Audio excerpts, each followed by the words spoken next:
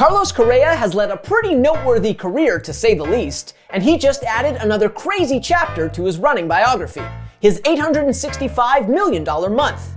The all-star shortstop just navigated an unprecedented trip through free agency, agreeing to 3 mammoth contracts in a 29-day period after medical concerns scuttled each of his first 2 would-be deals. Ultimately, after both the San Francisco Giants and New York Mets balked on their mega deals, worth $350 million and $315 million respectively, Correa found his way back to the Minnesota Twins on a comparatively modest $200 million contract. So how did an injury from Correa's minor league days spawn one of the wildest free agent sagas in baseball history? Let's break it down. Sit back, relax, and take this in.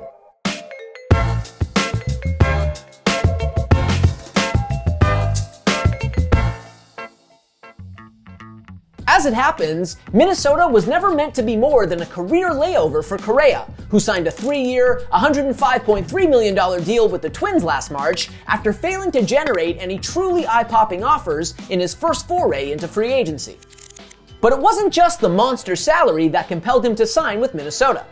His 3-year deal also included opt-out clauses after each of the first 2 seasons. And provided he had another typically productive Correa season, the former Rookie of the Year was widely expected to exercise that clause following the 2022 campaign and take another crack at free agency.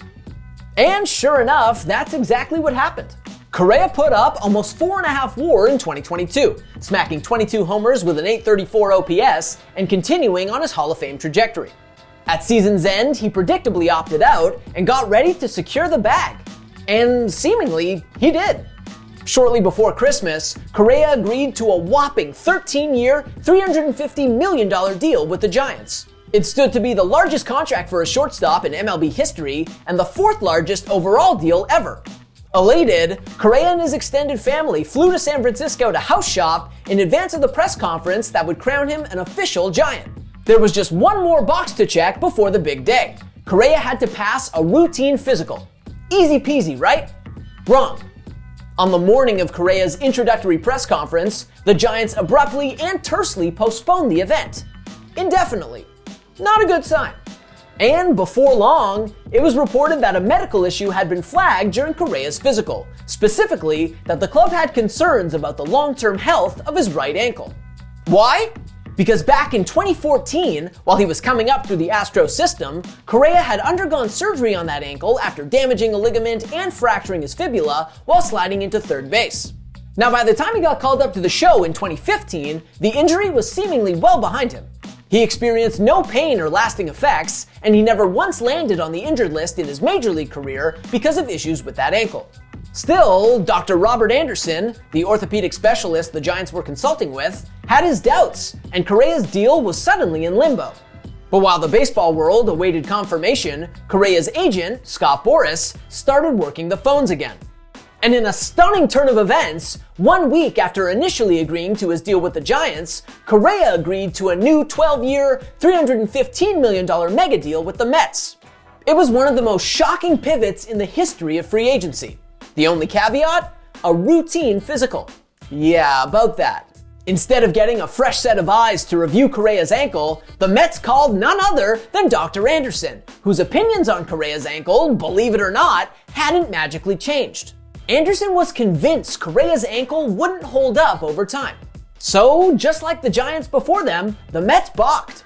They proposed a restructured deal that not only guaranteed Correa considerably less money, but also reportedly empowered the Mets to terminate the contract if Correa didn't pass an annual physical. Correa, however, wasn't interested in such a deal. And so, he headed back out into the free agency wilderness, where the list of prospective suitors had shriveled, mind you, thanks to the wealth of other top-end shortstops available on the open market.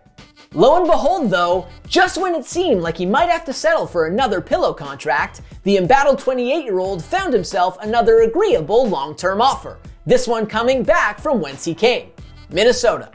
And in early January, roughly 4 weeks after first agreeing to terms with San Francisco, Correa agreed to a 6-year, $200 million deal with the Twins that could be worth up to $270 million when it's all said and done.